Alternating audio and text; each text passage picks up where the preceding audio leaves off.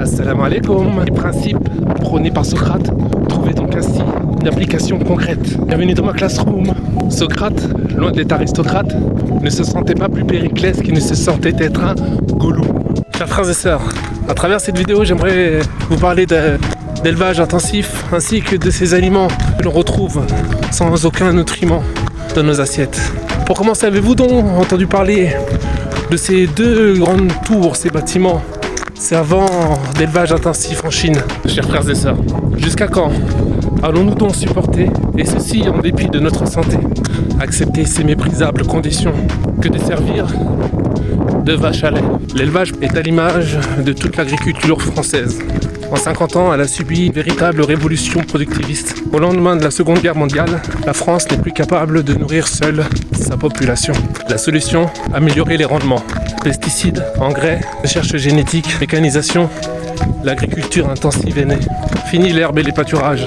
Bonjour les régimes de maïs, de blé ainsi que de soja. Le problème, c'est qu'en transformant les conditions d'élevage, on a dénaturé la qualité de la viande. L'herbe, cet aliment naturel apparemment anodin, contient en réalité un élément essentiel à notre santé. En retirant l'élevage des prés, nous les avons privés de ce nutriment vital. Du coup, la viande, les œufs, le lait, le beurre, le fromage que nous mangeons ne contiennent pas assez d'oméga 3. Et par conséquent, cela donne un déséquilibre oméga 3, oméga 6 à travers notre santé. Et par conséquent, notre organisme en manque aussi. Cela revient à quoi? Cela revient à installer un déséquilibre oméga 3, oméga 6 à travers notre organisme. Une anomalie légère qui aura au fil des temps de grandes conséquences pour notre santé. Et là, vous vous demandez très certainement en quoi c'est gênant. Donc je vous prierai d'entrer dans la classe, de prendre place, de sortir vos bics et vos classeurs et de vous préparer à une nouvelle masterclass.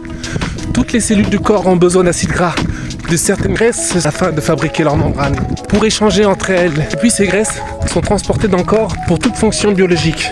Il y en a deux en particulier que le corps ne peut fabriquer et pourtant, paradoxalement, sont indispensables pour son bon fonctionnement. Il s'agit bel et bien là des oméga 3 ainsi que des oméga 6. Et si vous ne les mangez pas, elles ne sont pas dans vos cellules. Et par conséquent, cela donne un déséquilibre oméga 3, oméga 6 à travers notre santé. Et là, il y a tout un tas de conséquences dont certaines sont catastrophiques.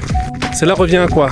Cela revient à installer un déséquilibre oméga 3, oméga 6 à travers notre organisme. Une anomalie légère qui aura au fil des temps de grandes conséquences pour notre santé. Nous allons maintenant voir pourquoi les fonctions des oméga 3 ainsi que des oméga 6 sont-elles si différentes, pourquoi leur équilibrage est indispensable. Les oméga 6 favorisent l'inflammation, la coagulation du sang et stimulent la croissance des cellules, tandis que les oméga 3, eux, c'est tout le contraire. Dans cette importance qu'il y ait un bon équilibre sur la balance. C'est là que vous comprendrez que tant que les fonctions oméga 3, oméga 6 s'équilibrent parfaitement, tout va bien. Mais dès lors où nous sommes passés à l'industrialisation intensive, nous avons donc transformé cet aliment en un aliment pro-inflammatoire qui stimule la croissance des cellules. Les oméga 6 que nous retrouvons dans nos viandes, dans nos œufs, nos laits, nos fromages, sont en augmentation constante, tandis que les oméga 3, eux, sont en chute. Donc les conséquences, c'est que nous nous retrouvons avec des aliments qui nous chargent un facteur inflammatoire et qui ont tendance à rendre notre sang plus coagulable et ainsi donc stimulent la croissance de nos cellules. Ce qui fait que chez l'adulte, les seules cellules qui peuvent croître sont le gras et le cancer. Comprenez donc ceci, mes chers frères et sœurs. À travers ce déséquilibre, il y a une charge, celle de l'oméga 6, qui ne fait que s'accroître. Les oméga 3, eux, il ne faut que réduire.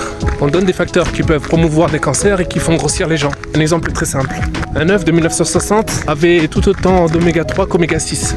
C'était un aliment santé qui nous apportait des oméga 3. En 2020, des études dans le New England nous rapportent que les œufs contiennent 20 fois plus d'oméga 6 que d'oméga 3. Nous avons donc transformé cet aliment en un aliment pro-inflammatoire qui stimule la croissance des cellules. Voilà qui est à l'image de la mondialisation, de l'élevage intensif. Comprenez par là, chers frères et sœurs, que nos éleveurs ainsi qu'agriculteurs sont en PLS, ils ne sont pas soutenus. Nous avons délaissé les petits producteurs pour nous rendre utiles auprès de la grande distribution. Les artisans boulangers, les boulangeries fournilles, les meuniers, ceux-ci bientôt, nous n'en entendrons plus jamais parler. Place à l'industrialisation, aux grandes firmes, écrasant les petits producteurs, sans même s'en inquiéter. L'histoire leur donnera certainement raison, tant et si bien nous resterons éternellement jeunes et belles, telles des fleurs artificielles.